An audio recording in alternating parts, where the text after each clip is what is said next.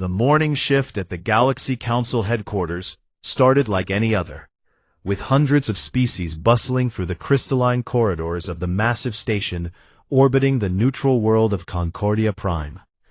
Ambassador Kira of the Vral species adjusted her translation collar as she walked toward the human embassy, carrying a datapad filled with requests for mediation services that had accumulated overnight. She had worked alongside the humans for 15 years and knew their embassy better than her own homeworld sometimes. But when the doors to the human section refused to open, Kira felt the first flutter of concern in her chest. The security panel that usually glowed with welcoming blue light now showed only red. She pressed her credentials against the reader again, thinking perhaps the system had malfunctioned. Nothing happened. "Computer, locate Ambassador Chen," Kira spoke into her communicator. "Ambassador Chen has departed the station." The automated voice replied, "When will he return?" "No return date scheduled." Kira's concern deepened into something closer to alarm. She hurried through the corridors, noticing now that other diplomats were gathering in confused clusters, all staring at their datapads with expressions of bewilderment. The Kalthani representative was arguing loudly with a station administrator. The Praxar delegation stood frozen in the central plaza, their usually animated gestures stilled by shock. "All human diplomatic staff have withdrawn," someone said behind Kira. She turned to find Zixtal, the council chair, his 4 eyes reflecting the same confusion that gripped everyone else. Every single human embassy across all council territories went dark at exactly the same moment, Zixtal continued, his translator struggling to convey the tremor in his voice. "They left messages? Identical ones." Zixtal handed her his data pad. Kira read the brief message that had apparently been sent to every council facility simultaneously. "Humanity requires time for internal reflection and will be withdrawing from all galactic diplomatic activities indefinitely." The message was polite, professionally formatted, and absolutely terrifying in its implications.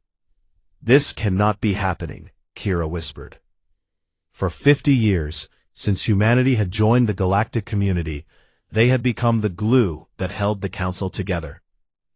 When the Forge Worlds and the Crystal Collective nearly went to war over a trade route, human mediators had found a compromise in 3 days. When the Hive Queens of Sector 7 began territorial expansion, human negotiators had convinced them to accept peaceful alternatives.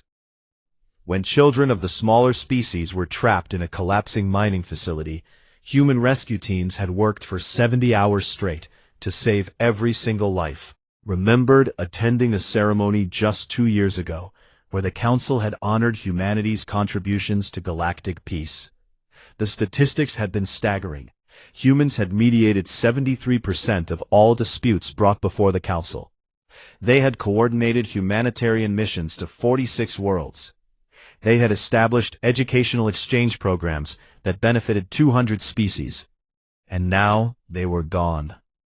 "Emergency session in 1 hour," Zixtal announced, his voice carrying across the plaza through amplification fields. "All council representatives must attend." The conference chamber filled quickly, with representatives from 300 species cramming into a space designed for half that number. The absence of the human delegation left a conspicuous gap in the seating arrangement, like a missing tooth in an otherwise complete smile.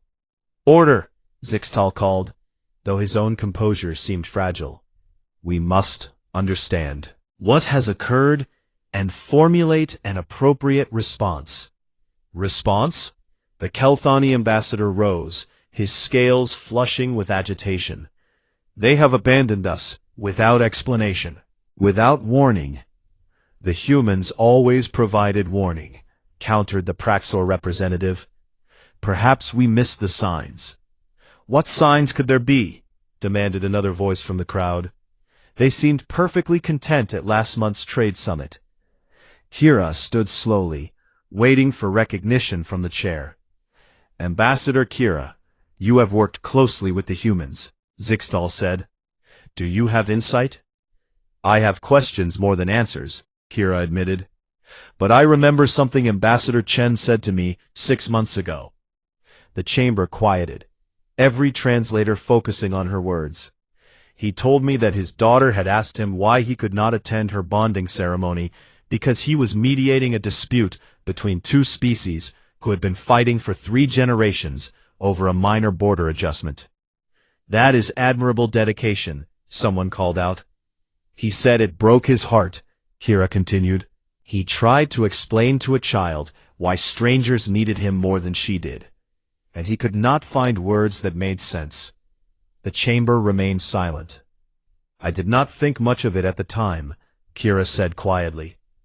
Now I wonder what else we did not think much about. The session continued for hours as representatives shared their concerns, their anger, their confusion.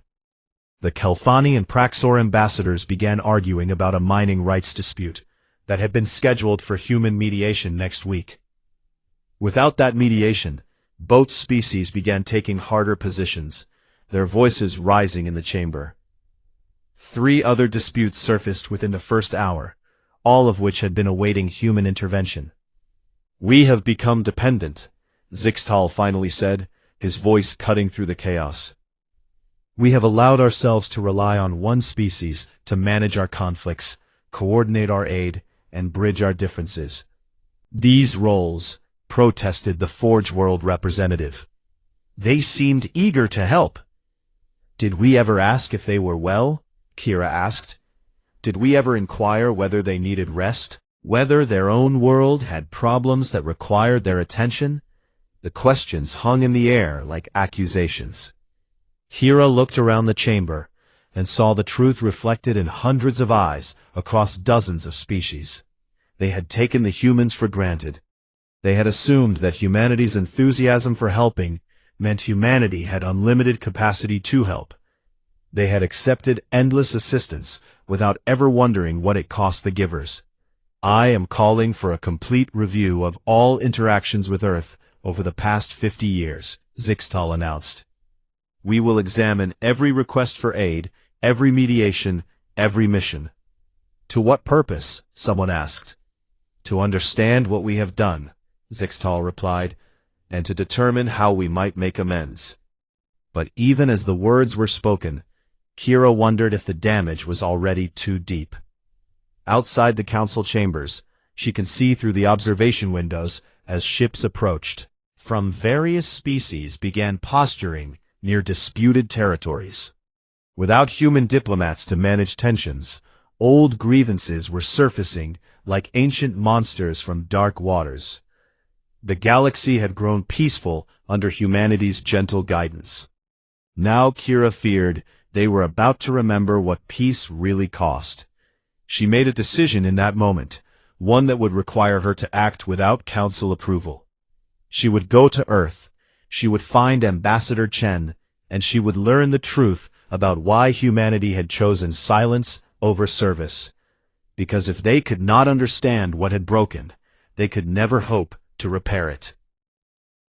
The first full day without human diplomatic presence brought consequences that rippled across every sector of known space, like cracks spreading through ice.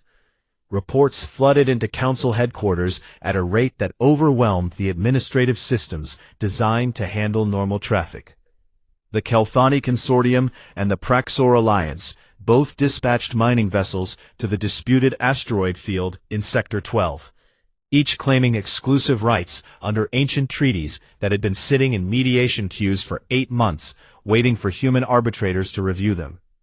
Within 6 hours, the 2 fleets were exchanging warning shots. They would never have dared this yesterday, muttered the station security chief as he watched the tactical display.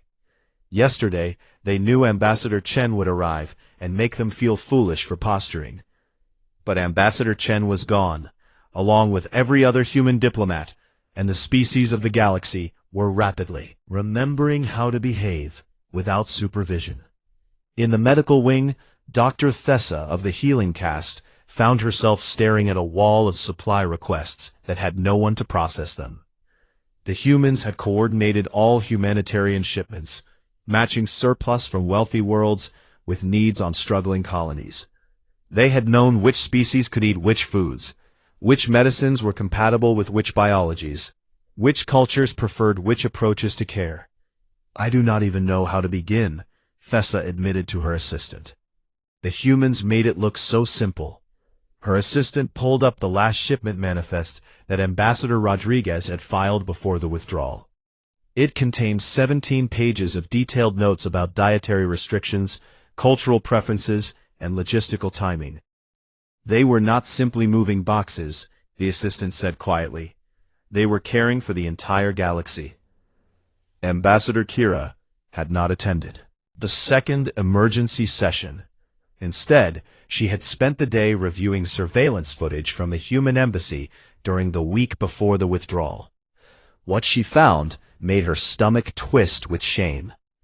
The footage showed Ambassador Chen arriving at his office at what the humans called 5 in the morning. He worked through the day without breaks, mediating a dispute between two minor species over fishing rights in a shared system. He stayed late into the night, drafting a proposal for trade route modifications that would benefit 7 different civilizations. At what the humans called midnight, he finally left his office, his shoulders slumped with exhaustion. The next day showed the same pattern, and the day after that, Kira pulled up files for the other human diplomats.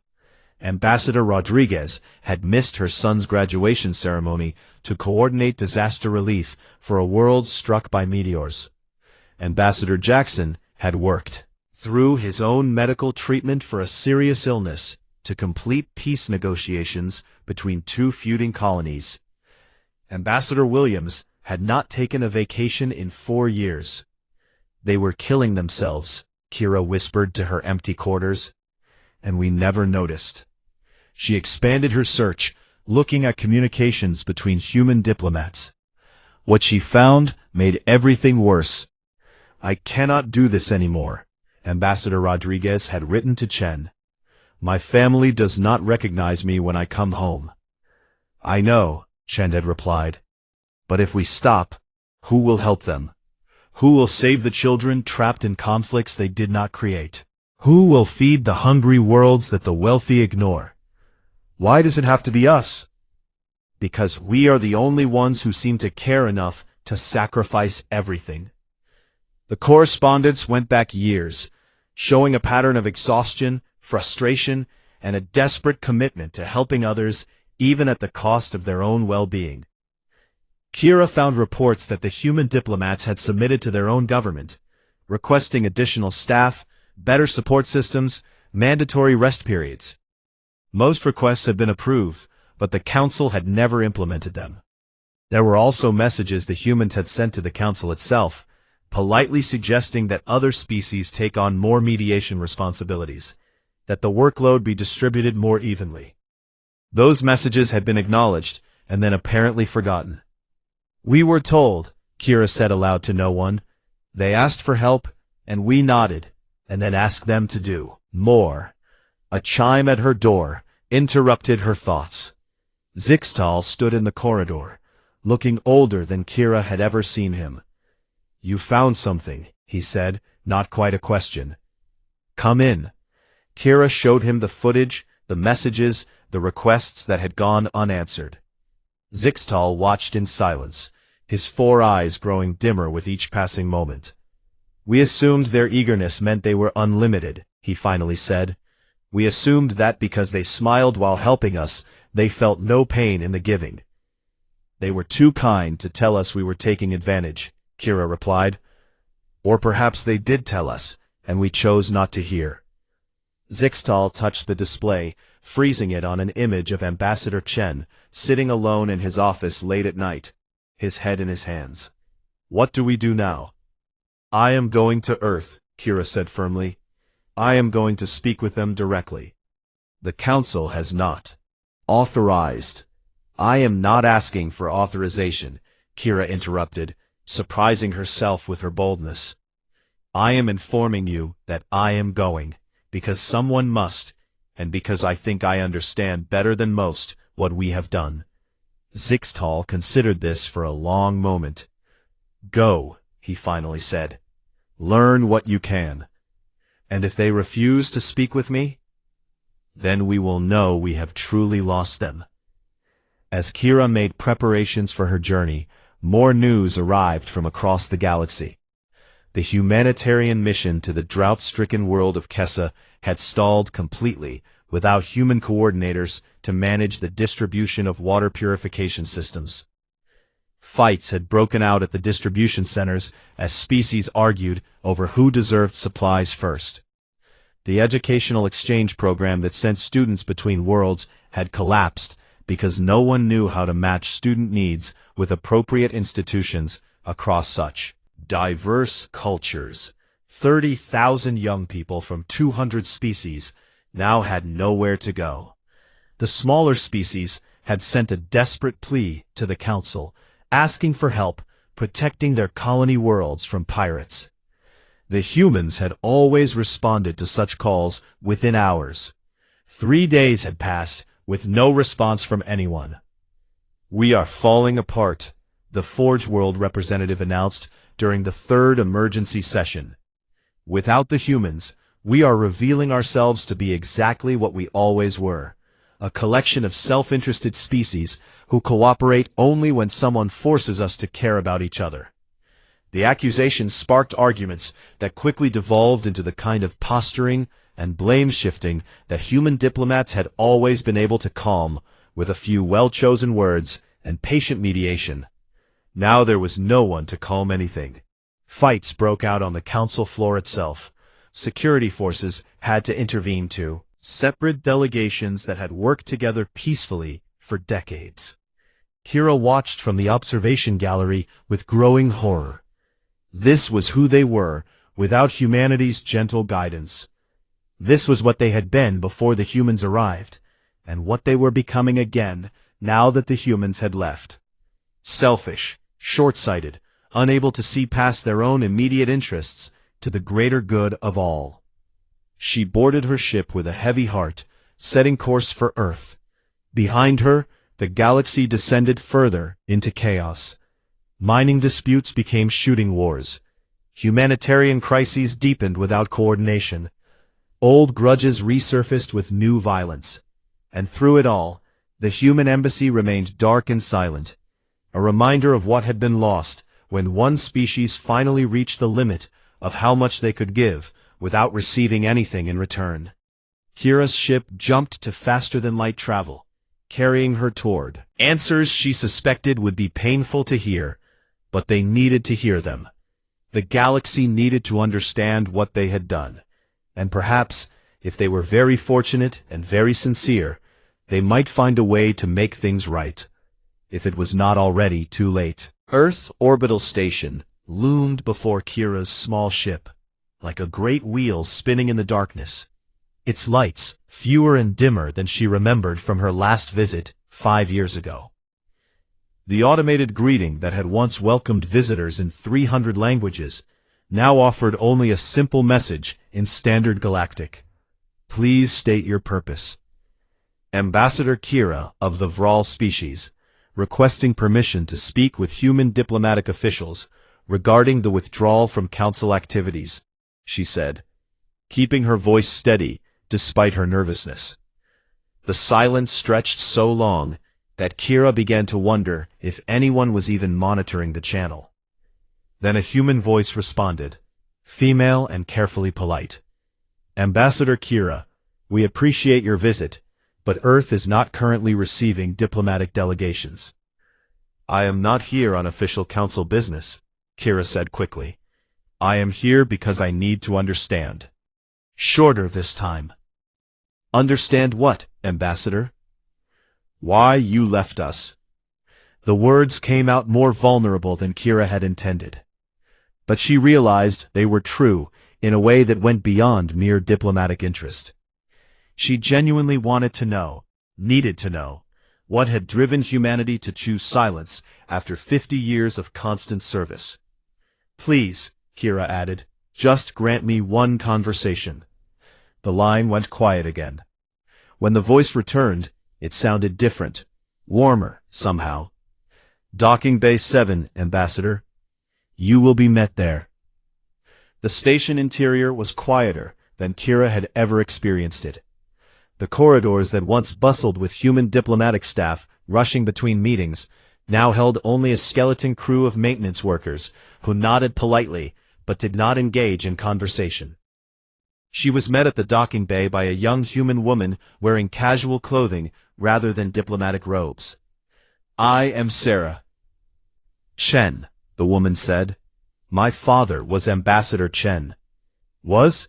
Kira felt a spike of alarm. "He is well, just retired from diplomatic service," Sarah clarified quickly. "He has agreed to meet with you." They walked through the station in silence until Sarah led Kira into a small observation lounge overlooking Earth below. The planet turned slowly beneath them, blue and green and beautiful. A man sat near the window, older than Kira remembered Ambassador Chen being, though it had only been a few weeks since she had last seen him. "Ambassador Kira," Chen said, standing to greet her with a tired smile. "Thank you for coming, though I am surprised the council sent you." "They did not send me," Kira admitted. "I came because I needed to hear the truth from you directly." Chen gestured for her to sit. Sarah brought them both drinks, something warm and aromatic that the humans called tea, and then quietly withdrew. "Where would you like me to begin?" Chen asked. "Why did you leave?" Kira asked simply. "Why did all of you leave, all at once, after 50 years of service?" Chen looked out at Earth for a long moment before answering. "We left because we were dying," he said quietly. "Not literally, perhaps, but in every way that matters." He turned back to Kira, and she saw genuine pain in his eyes. 50 years ago, when humanity joined the galactic community, we were overjoyed, Chen continued. We discovered we were not alone in the universe, that there were hundreds of species with whom we could build friendships and share knowledge. "And you did," Kira said. "You became our greatest allies." "We became your servants," Chen corrected gently, though neither of us realized it at the time. He stood and began to pace, the words coming faster now, as if held back too long. "It started small," said. "A dispute here, a crisis there, requests for help that seemed reasonable and important. And you helped," Kira said, "because that is what friends do." "Yes," Chen agreed, "we helped because it was the right thing to do. And because we were good at it. Humans have a talent for seeing multiple perspectives, for finding compromises, for caring about beings different from ourselves. We thought it made us useful," he continued. "We thought it made us valued. What we did not realize was that it made us indispensable in a way that would destroy us." Chen returned to his seat, suddenly looking exhausted. "Every time we solved a problem, 3 more appeared," he said. "Every time we helped one world, 5 others asked for the same assistance. The Council's conflicts, the galaxy's humanitarian crises, the endless stream of beings who needed mediation or rescue or coordination. All," Kira whispered. "We tried," Chen said. "We tried so hard that we forgot about ourselves." He pulled up a display on his datapad and showed Kira a series of statistics. "Human diplomatic staff worked an average of 90 hours per week," he said. "Our mental health crisis rates increased 400% over the past 20 years. Divorce rates among diplomats reached 70%. We have a generation of human children who barely know their parents because those parents were too busy saving alien children to be home for their own."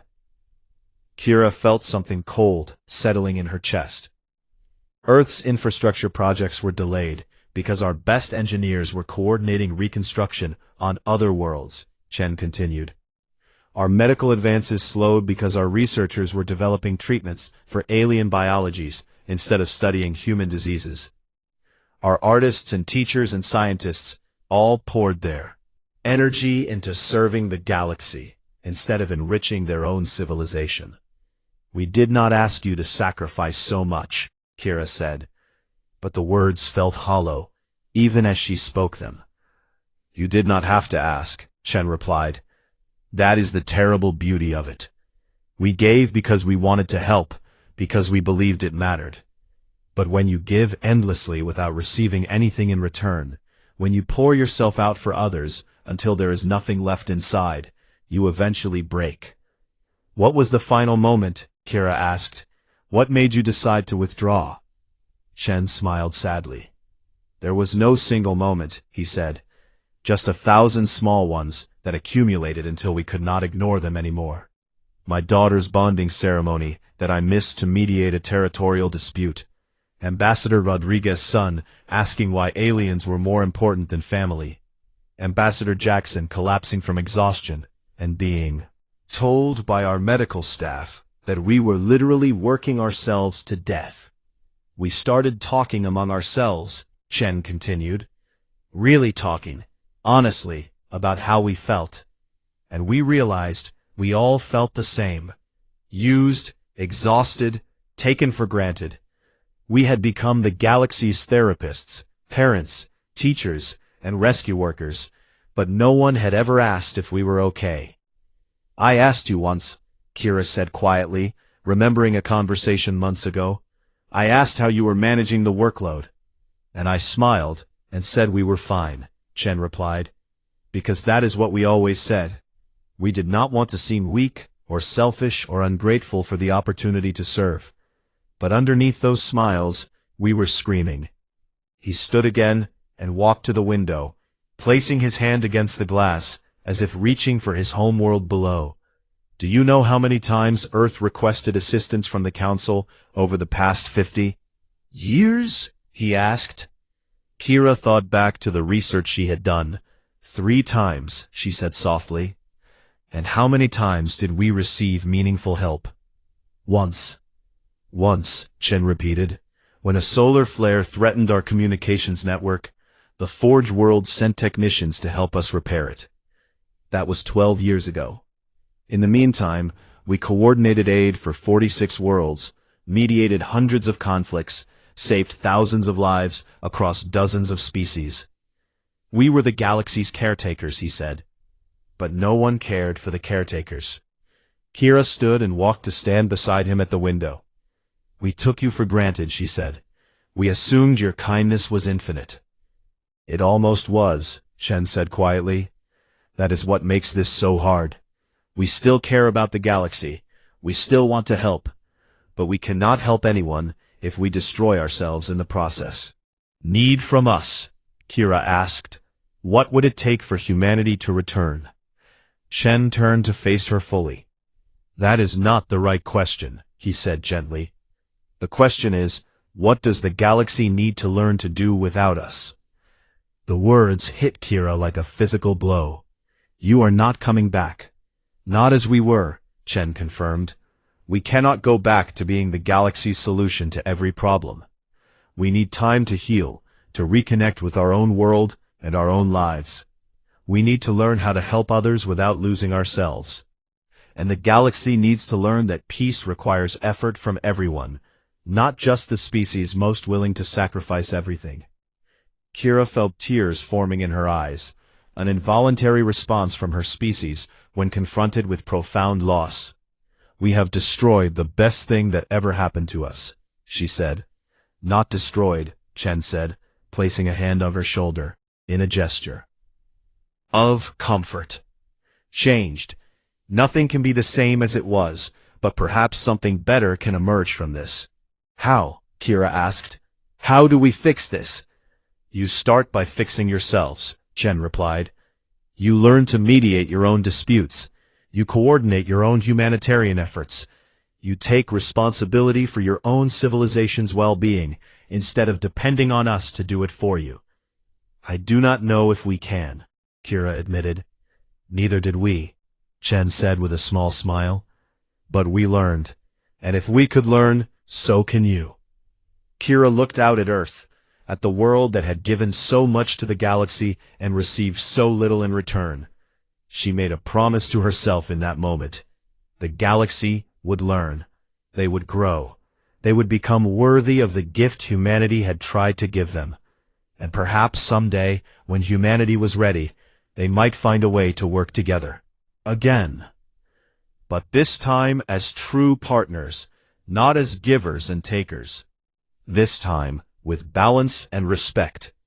This time, with care for everyone involved, if it was not too late. The council chamber fell silent as Kira finished presenting her findings from Earth. 300 species represented in that great hall, and not one spoke for a full minute after her last words faded. Ambassador Kira stood at the central podium, her datapad displaying statistics that painted a devastating picture of how the galaxy had treated its most generous members. They were dying, she repeated, her voice carrying to every corner of the chamber. Not from disease or war, but from the weight of caring for all of us while we cared nothing for them. The Kelthani representative was the first to break the silence, his scales flushing with what Kira had learned to recognize as shame in his species. "We did not know," he said quietly. "We should have known," Kira countered. "The signs were there for anyone who chose to look." She pulled up the communication records she had obtained with Ambassador Chen's permission. 17 formal requests from human diplomats over the past decade asking for assistance with workload distribution, she read. 12 proposals for implementing mandatory rest periods that were approved by the Council but never enforced. 8 warnings from human medical personnel about the physical and mental health crisis among diplomatic staff. All acknowledged, all filed, all ignored. Zixtal shifted in the chair's seat, his 4 eyes dimming with shame. "What is your recommendation, Ambassador Kira?" "That we stop making excuses," Kira said bluntly. "That we face what we have done honestly. We took the kindest species in the galaxy, and we used them until they broke. And now we must live with the consequences." The Praxor representative stood, his gesture tentative. "Surely we can send a delegation to Earth with an apology. Surely we can convince them to return if we promise to do." "They do not want promises," Kira said. "They want us to actually be better." She advanced the display to show footage from across the galaxy over the past 2 weeks. The Kelthani and Praxor fleets are exchanging fire in Sector 12 over a dispute that could have been resolved peacefully with basic negotiation. Both ambassadors looked down at their seats. The humanitarian mission to Kessa has devolved into riots because no one thought to establish distribution protocols before sending supplies. The educational exchange program collapsed because no one maintained the database of student needs and institutional capabilities that the humans spent 20 years building. Image after image showed the galaxy in chaos, species fighting over resources they could have shared, aid missions failing from lack of coordination, diplomatic talks breaking down because no one knew how to find common ground. "Children," the Forge World representative said suddenly, "playing at civilization while the humans did all the actual work of maintaining it. That is not entirely fair," another voice called out. "Many species have contributed." "Have we?" Kira interrupted. "Really contributed in proportion to our capabilities?" She pulled up another set of statistics. "Humanity represents 0.03% of the galactic population," she said. "Yet they handled 73% of all mediation cases, coordinated 91% of humanitarian missions, and maintained the infrastructure for virtually all interspecies cooperation programs. The humans asked for help exactly 3 times in 50 years. We responded meaningfully once. Once." The word echoed in the chamber like an accusation. "We must do better," Zixtal finally said, his voice heavy with resignation. "But I confess I do not know where to." "We begin by trying," Kira said. "We begin by handling our own problems instead of waiting for someone else to save us." "The Kelthani and Praxor dispute," she continued, turning to face both ambassadors. "You will resolve it yourselves, today, in this chamber, without weapons and without human mediation. But we have been fighting over this territory for 3 generations, the Kelthani protested. "Then it is time to stop fighting," Kira said firmly. Find a compromise, split the resources, establish joint operations, or simply walk away and declare it neutral territory. I do not care which solution you choose, but you will choose one, because the alternative is that you both lose access to the Council entirely. Both ambassadors looked shocked. You cannot. I can and I will, Zixtal interjected, surprising everyone including himself. Ambassador Kira is correct. If we cannot manage our own disputes, we do not deserve representation in this body. The Kelthani and Praxor representatives looked at each other, then at the assembly, then back at each other. After a long, uncomfortable silence, they approached the central floor. What followed was awkward, halting, and often frustrating. The two ambassadors argued, made accusations, defended positions that seemed absurd to outside observers. But slowly, painfully, they began to talk instead of posture. They began to listen instead of simply waiting to speak. 3 hours later, they had reached an agreement. The disputed territory would be jointly managed, with resources split based on a formula that considered the needs of both populations. It was not elegant, and it was not the perfect compromise that a human mediator might have crafted. But it was theirs, reached through their own effort. The chamber erupted in cautious applause. We did it, the Praxor ambassador said, sounding almost surprised. Without human help, we actually did it. This is just one dispute, Kira reminded everyone. We have hundreds more to handle, and countless other tasks the humans performed that we must now manage ourselves. Then we form committees, suggested the representative from the Crystal Collective. We distribute the responsibilities across species according to their strengths. The Vral are skilled negotiators, another voice added. The Forge worlds excel at logistics. The smaller species have generations of experience in resource sharing. Ideas began flowing, species volunteering for roles they had never considered taking on before. It was chaotic and uncoordinated, nothing like the smooth efficiency the humans had brought to such planning. But it was happening. The galaxy was taking its first stumbling steps towards self-sufficiency. Over the following weeks, progress came in small, hard-won victories.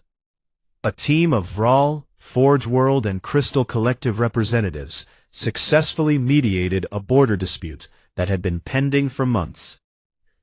The smaller species organized a relief convoy to Kessa, using the basic framework the humans had created, adapting it with their own improvements.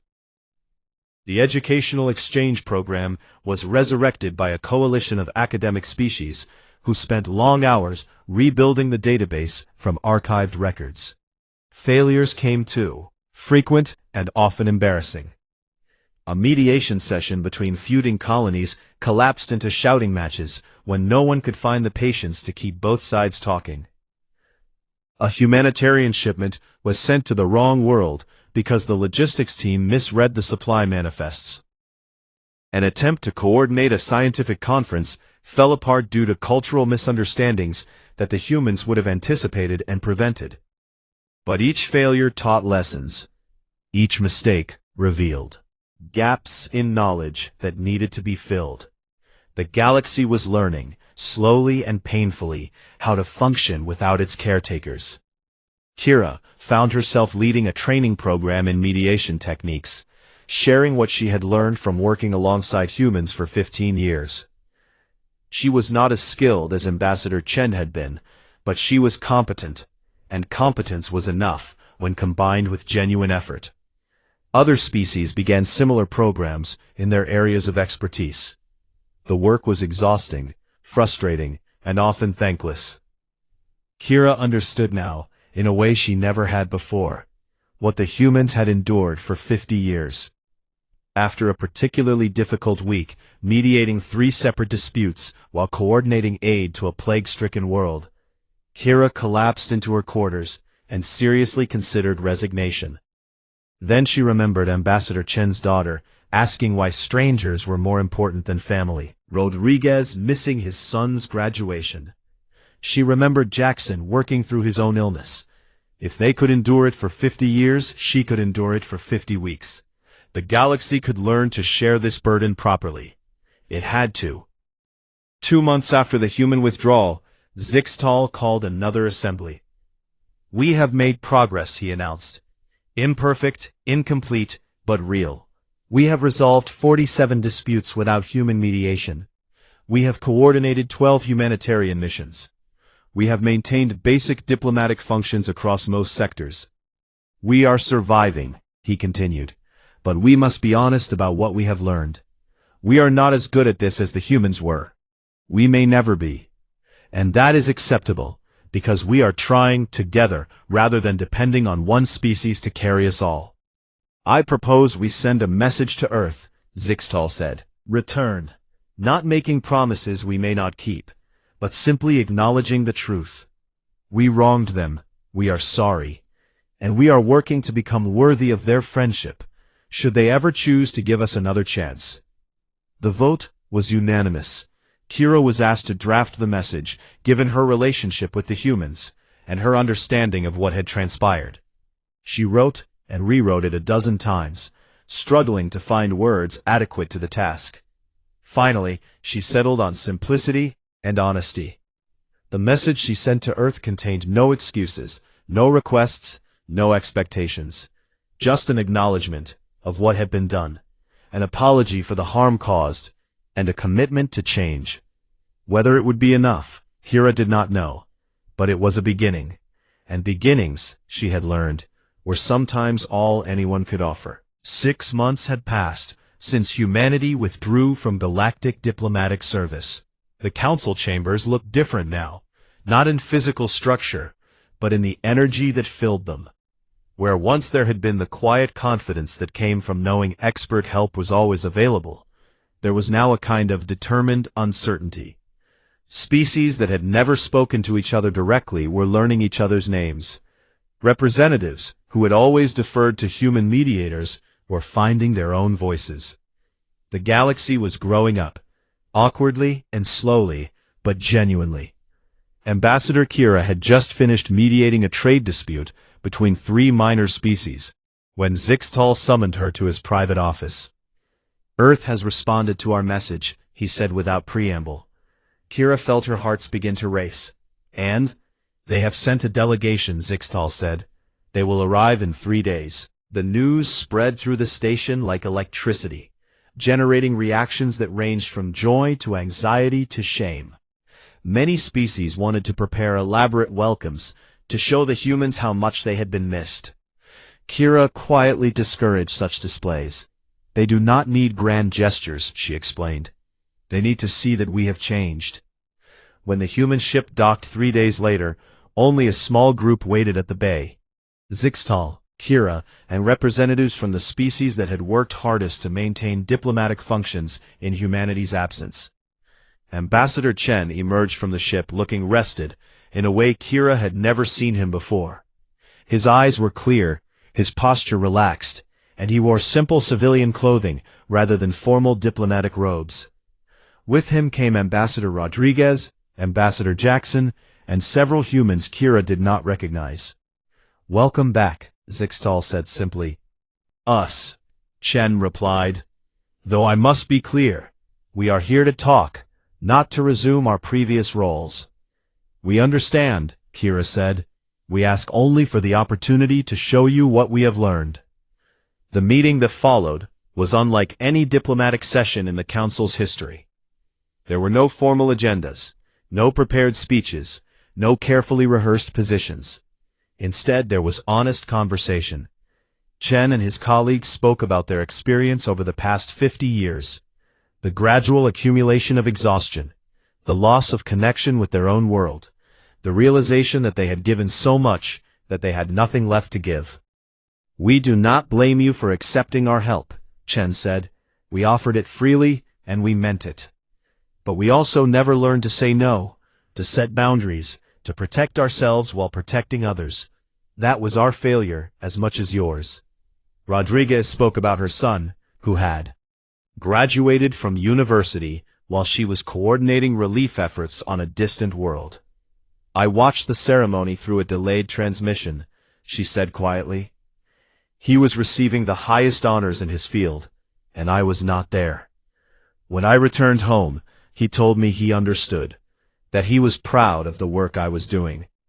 But I could see the hurt in his eyes, and I realized that my own child had learned to suppress his needs because his mother was too busy caring for strangers. Jackson shared his own story of working through illness because he believed the peace negotiations he was conducting were too important to delay. I nearly died because I thought my life mattered less than preventing a war between species I had known for less than a year, he said. That is not nobility. That is self-destruction. The council representatives listened in silence, many visibly uncomfortable. Then Kira stood and began to share what the galaxy had learned in the humans' absence. She spoke honestly about the failures, the disputes that had escalated unnecessarily, the humanitarian missions that had been poorly coordinated, the countless small disasters that had resulted from inexperience and lack of skill. We have failed often, she said, but we have also learned. She pulled up statistics showing the progress made over 6 months. We have successfully mediated 70% of disputes brought before the council, she said. Not as high as your 95% success rate, but substantially better than the 20% we managed in the first weeks after your departure. We have coordinated humanitarian aid to 18 worlds with only 3 significant errors in distribution. We have maintained the educational exchange program at 60% of its previous capacity, and we are slowly rebuilding. Other representatives added their own reports. Forge World delegates spoke about establishing a logistics coordination network that distributed the workload across multiple species. The Crystal Collective representative described a new mediation training program that taught negotiation skills to diplomats from 50 different species. The smaller species shared how they had created a mutual aid society where members supported each other during crises instead of always calling for outside help. We are not as efficient as you were, Zixtal concluded. We are not as skilled, not as patient, not as universally trusted. But we are trying to do the work ourselves, together, as a community of equals, rather than children depending on a single parental species. Chen listened to all of this with an expression that Kira could not quite read. When the presentations finished, he stood and walked to the window, overlooking the station's central plaza. Finally. Better than I expected, honestly. The fact that you are struggling with tasks we made look easy is not a sign of failure.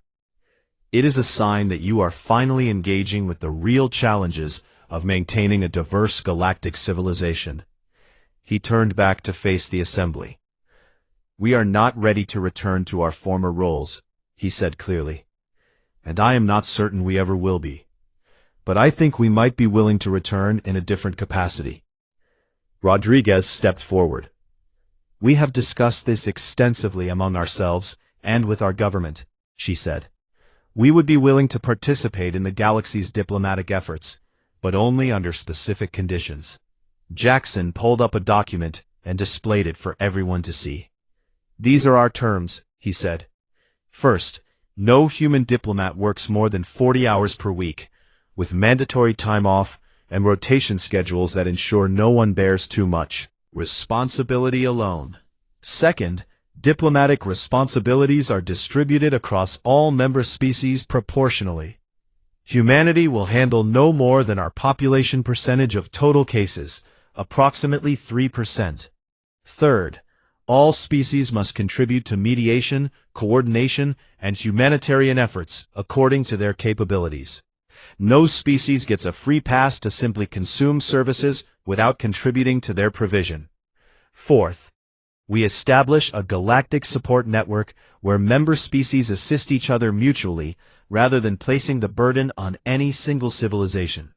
Fifth, Earth's internal needs receive equal priority to galactic service. If our world requires our attention, we will attend to it without guilt or apology. The terms were displayed in stark clarity, each one a boundary that humanity had never felt able to set before. These are reasonable requirements, Zeekstall said immediately. Accept them. Wait, Chen interjected. You should not accept so quickly. These terms will require real change from everyone. It means you cannot simply call humans when you have a problem and expect us to solve it. It means you must develop your own capabilities and use them. It means accepting that some things will be handled less efficiently than before, because the workload is distributed rather than concentrated. We understand, Kira said, and we still accept. We have spent 6 months learning to do things imperfectly, the Forge World representative added. We are willing to continue that learning alongside you, rather than depending on you to achieve perfection on our behalf. Chen looked at Rodriguez and Jackson, who both nodded. Then we will return, Chen said, but not immediately. We need time to properly structure this new framework, to train the diplomatic staff who will work within these boundaries, to ensure that we are coming back to a sustainable situation rather than repeating past mistakes. We propose a transition period of 6 months, Rodriguez said. During that time, we will send advisors to help train your mediators, coordinators, and humanitarian workers. We will share our knowledge and our systems, but you will do the actual work. At the end of that period, human diplomats will begin returning to active service under the new framework. Agreed, Zixtal said formally, and the assembly voiced their consensus. The following months were intensive. Human trainers arrived and began working with diplomatic teams from dozens of species, teaching mediation techniques, conflict resolution strategies, and coordination methods. But the teaching was different now. Where before, humans had simply handled problems themselves, now they guided others through the process of handling problems. Kira attended every training session she could, absorbing knowledge that she then shared with others. She watched Ambassador Chen walk a young Kalthani through a mediation between 2 feuding mining operations, not solving the problem himself, but asking questions that led the Kalthani to find the solution. You would have reached this compromise faster if you had done it yourself, the Kalthani observed afterward. Yes, Chen agreed, but then you would not have learned how to do it. And next time I will be faster because of this experience. Exactly, Chen smiled. That is the difference between solving someone's problem and teaching them to solve their own problems. The 6-month transition period passed quickly. By the time the first human diplomats officially returned to active service, the galaxy had changed in fundamental ways.